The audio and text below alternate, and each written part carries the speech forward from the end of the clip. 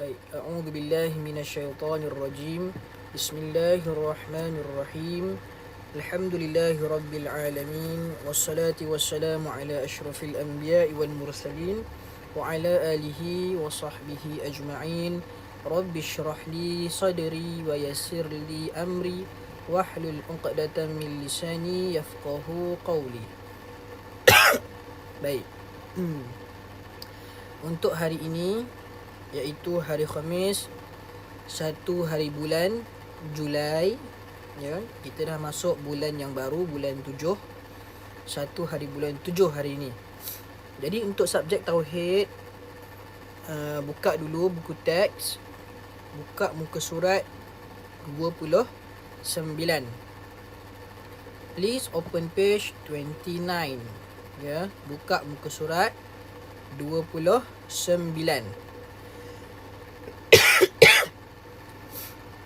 Okey. Muka surat 29. Kita masih lagi dalam tajuk sifat wajib bagi Rasul. Ya, sebelum ini kita sudah pun belajar 3 sifat wajib bagi Rasul. Jadi hari ini kita akan belajar sifat wajib yang keempat. Sifat wajib yang keempat. Sifat wajib bagi Rasul ada berapa? Ada 4. Ustaz dah nyanyi kan sebelum ni? Kita nyanyi sama-sama.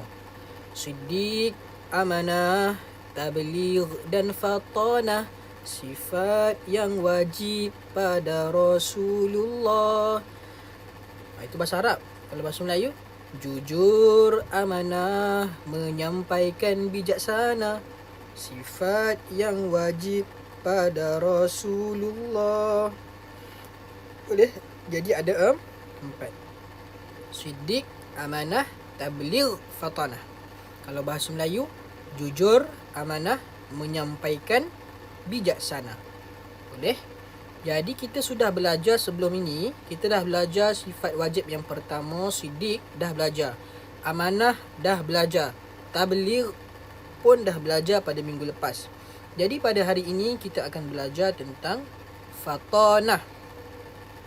Siddiq, amanah, tabligh dan fatanah. Ada 4. Yang keempat iaitu fatanah. Baik, kita baca dulu. Sambil-sambil kita baca, Ustaz akan terangkanlah. Baik. Nombor 4. Cuba tengok muka surat 29. Nombor 4, al-fatanatu. Al-fatanatu artinya bijaksana. Al-fatanatu ataupun al-fatanah, kalau kita waqafkan kita panggil al-fatanah, artinya bijaksana. Maknanya apa? Maknanya seorang nabi itu, seorang rasul itu mesti ada sifat bijaksana. Tak logik di akal kita kata nabi dan rasul itu seorang yang bodoh. Tak logik. Mustahil seorang nabi, mustahil seorang rasul itu adalah orang yang bodoh. Kenapa? Sebab seorang nabi, seorang rasul, dialah yang akan menjadi pemimpin. Dialah yang akan jadi orang yang akan menyampaikan dakwah. Jadi mana mungkin seorang rasul, mana mungkin seorang nabi itu di kalangan orang yang bodoh.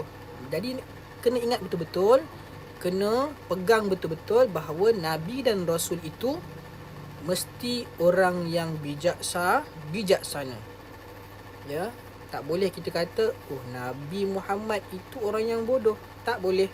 Mustahil. Sebab wajib pada seorang nabi, wajib pada seorang rasul mesti bersifat dengan sifat bijaksana. Sebab rasul itu kan nak mengajar orang.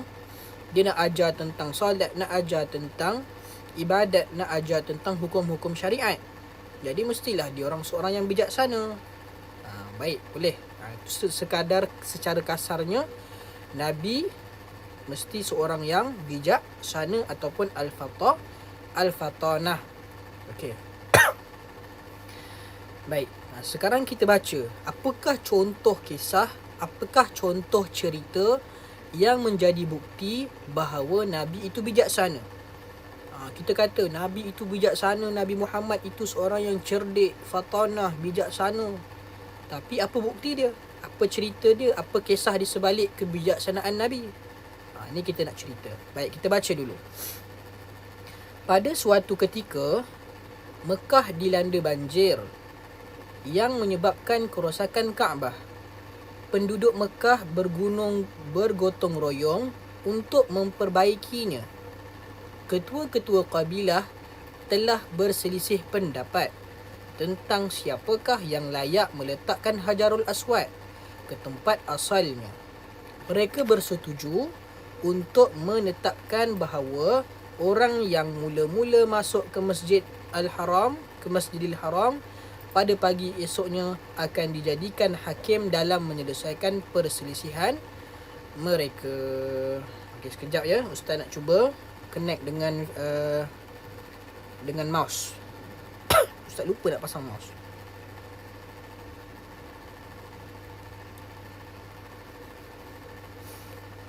Ni tak nampak pun.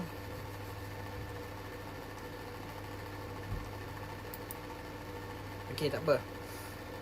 Okey. Pada suatu ketika, cerita dia apa? Satu hari di Mekah, okey dah ada je. Nampak tak mouse Ustaz ni? Okey. Pada suatu ketika, Mekah dilanda banjir yang menyebabkan kerosakan Kaabah. Baik. Pada zaman Rasulullah SAW dulu, telah berlakunya satu bencana iaitu banjir. Bayangkan dekat Mekah tiba-tiba banjir. Allah turunkan banjir. Lalu apabila banjir, Kaabah jadi rosak. Kaabah jadi rosak sebab apa? Sebab banjir. Macam kita lah, rumah kita kalau kita banjir kan rumah kita rosak kan. Jadi Kaabah pun rosak masa ketika itu. Apa jadi? Penduduk Mekah pada ketika itu dia bergotong royong untuk memperbaiki Kaabah. Jadi mereka pun bergotong royong lah nak membersihkan, nak memperbaiki Kaabah. Baik. Lepas tu apa? Ketua-ketua kabilah telah berselisih pendapat. Baik. Di Mekah ada beberapa golongan kabilah. Kabilah ni macam puak lah. Ada puak A, ada kumpulan B, kumpulan C, kumpulan D. Jadi mereka bergaduh. Ketua kumpulan A bergaduh dengan ketua kumpulan B, bergaduh dengan ketua kumpulan C. Bergaduh-gaduh. Kenapa dia bergaduh? Kerana diorang nak memilih siapakah yang layak meletakkan Hajarul Aswad di tempat Kaabah. Dekat Kaabah ada satu batu yang namanya Hajarul Aswad. Ada Hajarul Aswad. Hajarul Aswad tu jatuh sebab banjir. Jadi diorang nak ambil Hajarul Aswad, nak letakkan balik dekat Kaabah. Siapakah yang layak mengangkat Hajarul Aswad tersebut? Disebabkan inilah berlakunya pergaduhan dan juga persengketaan. Diorang bergaduh. Aku lebih layak. B kata aku lebih layak. C kata aku lebih layak angkat Hajarul Aswad. Jadi semua bergaduh. Last tak tahu siapa yang nak angkat, siapa yang layak sebenarnya.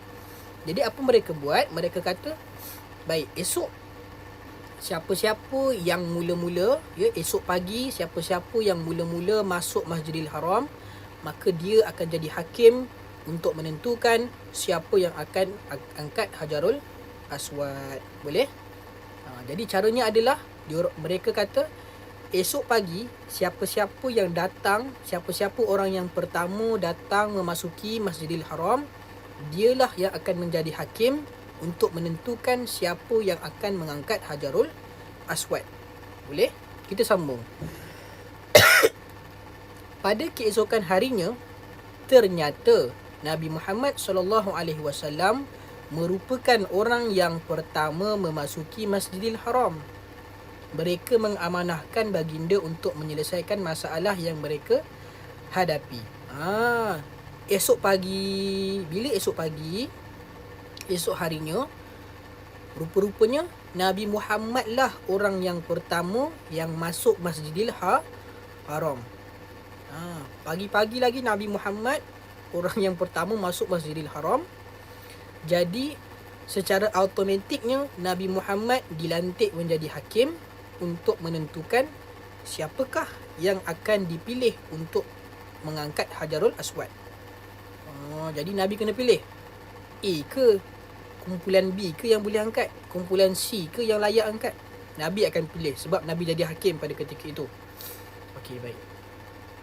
Sebelum tu, kisah ini berlaku sebelum Nabi menjadi Rasul lagi. Ya, kisah ini berlaku sebelum Nabi menjadi Rasul lagi.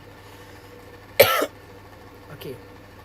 Baik, Nabi Muhammad SAW membentangkan kain lalu meletakkan Hajarul Aswad di tengah kain tersebut dan mengangkatnya bersama-sama mereka. Setelah itu baginda sendiri meletakkan Hajarul Aswad ke tempat asalnya. Kaum Quraisy berpuas hati dengan cara yang dilakukan oleh baginda itu. Peristiwa tersebut membuktikan kebijaksanaan dan sifat amanah Rasulullah SAW. Dengan demikian, baginda digelar Al-Amin, iaitu yang dipercayai. Macam mana Nabi settlekan? Macam mana Nabi selesaikan? Macam ni. Bila Nabi dilantik menjadi hakim, maka apa Nabi kata? Baik, Nabi ambil serban dia yang ustaz pakai sebelum ni kan, kain serban tu Nabi bentangkan. Nabi letak Hajarul Aswad dekat atas kain serban tersebut. Nabi letak. Lepas tu setiap kabilah, setiap ketua kumpulan akan angkat di penjuru kain. Kan kain kan ada 4 penjuru kan? Kain ada 4 penjuru.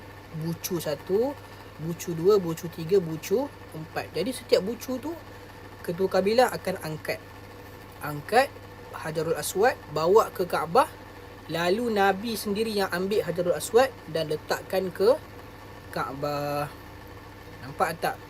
Hebatnya baginda, bijaksananya baginda Nabi SAW. Nabi ambil serban, Nabi letak Hajarul Aswad dekat atas serban. Jadi masing-masing angkat serban tersebut. Supaya semua puas hati, supaya semua dapat merasa mengangkat Hajarul Aswad. Guna serban je. Lalu dah sampai dekat dengan Kaabah, Nabi Muhammad pun ambil Hajarul Aswad, letak dekat Kaabah. Itu cara Nabi selesaikan.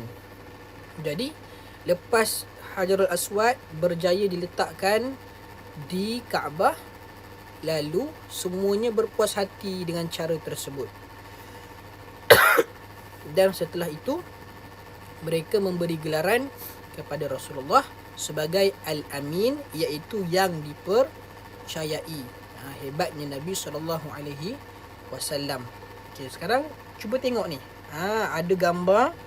Okey, sekarang tadi Ustaz cerita Kaabah, Ustaz cerita tentang Hajarul Aswad. Hajarul Aswad yang mana? Kaabah yang mana? Okey, cuba tengok gambar ni. Yang kotak ni, warna hitam ni, ini adalah Kaabah. Iaitu kiblat kita. Kita solat menghadap Kaabah. Tengok ni. Ini sebenarnya dalam ni batu ditutup dengan kain. Baik, lepas tu Hajarul Aswad yang mana Ustaz? Hajarul Aswad yang ini, yang Ustaz tunjuk ni. Ni. Ini Hajarul Aswad. Hajarul Aswad terletak di penjuru Kaabah. Ni Ustaz tunjuk. Ni Kaabah, nampak ni yang dalam bulatan biru ni. Ini adalah Hajarul Aswad. Jadi masa tu Hajarul Aswad terkeluar daripada Kaabah.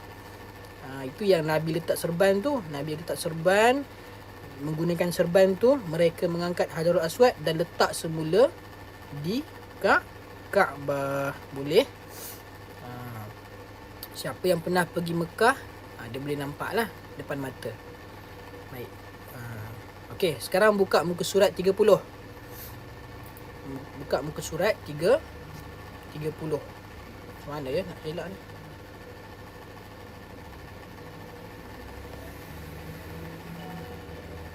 Okey. Muka surat 30. Kita nak baca tentang dalil. Apakah ayat Al-Quran yang mengatakan bahawa Nabi itu seorang yang bijaksana? Baik, a'udzubillahi minasyaitonirrajim. Bismillahirrahmanirrahim. Ud'u ila sabili rabbika bil hikmati wal maw'izatil hasanah wajadilhum billati hiya ahsan inna rabbaka huwa a'lamu biman dhalla an sabilihi wa huwa a'lamu bil muhtadin. Ayat 125 surah An-Nahlu. Surah An-Nahlu. Jadi dalil ini adalah daripada Al-Quran, bukan hadis. Kenapa? Kerana ada surah kat sini, surah An-Nahlu. Surah tu maknanya diambil daripada Quran. Kalau riwayat tu maknanya hadis lah. Baik. Jadi dalam Al-Quran, Allah sendiri menceritakan tentang bahawa seorang Nabi dan Rasul itu mesti bijaksana. Okay, kita baca maksud dia. Maksudnya, ya. Baik.